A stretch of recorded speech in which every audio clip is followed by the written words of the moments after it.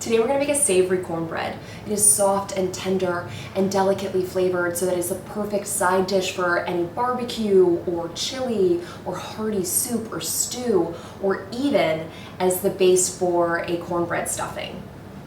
All right, let's get into it. So, super fast, super easy, this cornbread, but there are a few little steps. So first step is we are going to melt our milk with our butter. It's a decent amount of butter, maybe savory, but it is not diet.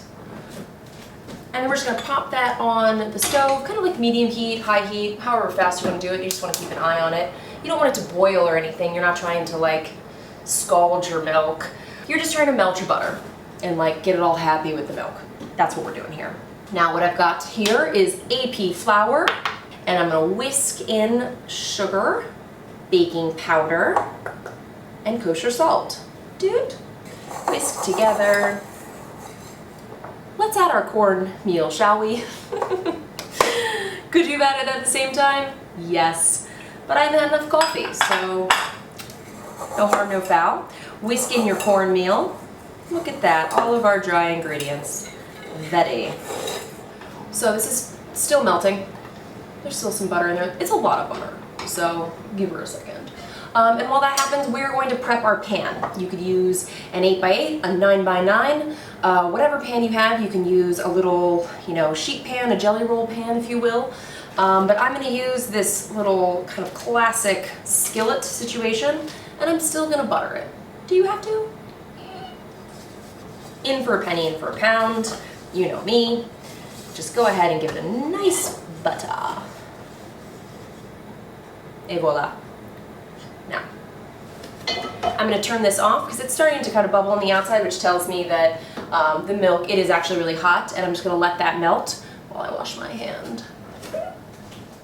Check in with my butter.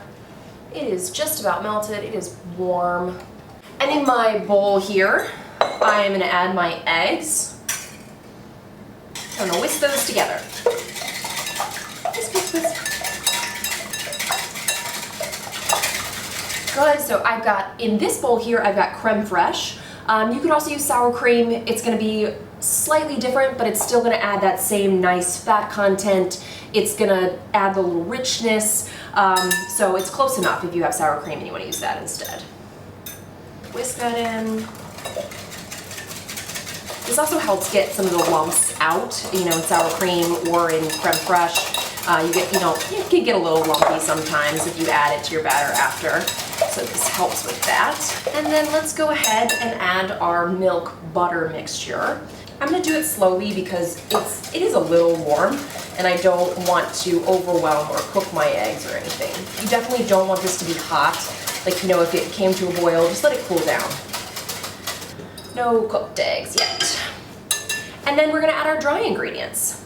I'm gonna start with the whisk because this is very loosey-goosey and I don't want lumps in my cornbread. So I'm just adding it kind of a little bit at a time, kind of whisking it in. You do want to be careful with the amount that you whisk or agitate it because it could get tough because of the gluten, and you don't want it to get tough. Like, you just want a nice, tender cornbread. And if you wanted to finish by folding it, you could certainly do that with a spatula. But I feel like I'm in it, and I want one dirty utensil and not multiple. Could you put like rosemary in your butter or something when you melt it? Yes. But I am gonna make this into a cornbread stuffing, and so I don't want to add additional flavors, but this would be a great time to fold in some cheese, maybe some like caramelized onions. Just saying. Get yourself a spatula, and then we're gonna put our batter into our prepared pan. This seems like we're barely working, and you're right, because this is an easy side dish. Love it. Get all that in there. Now this is a more savory cornbread, right? Like I have my sweet southern cornbread that is sweet and super tender and like almost like cake-ish in a way. When we're talking about decadence, but this is definitely a savory side.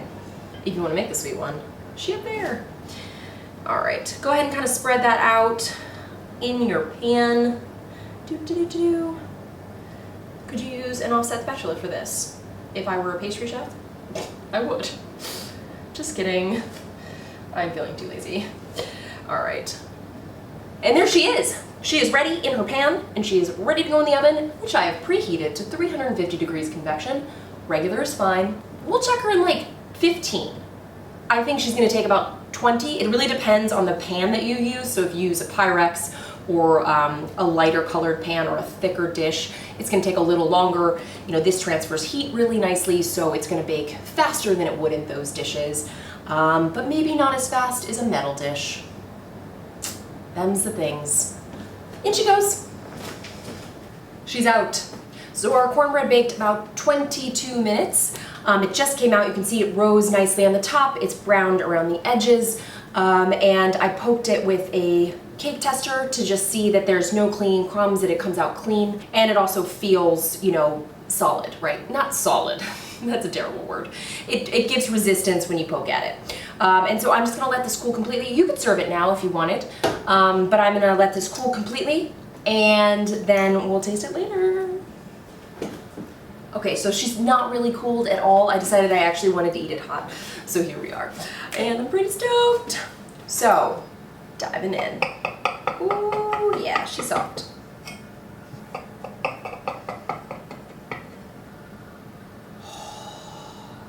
Yes. Do you see? Oh, she's steamy. I'm gonna burn my mouth. I don't even care. Do you see how soft and how risen and how like delicate it looks? And there's no tunneling. It's just perfect. Man, super excited. It's time to try. I'm so excited. That's a big bite. Let's be honest.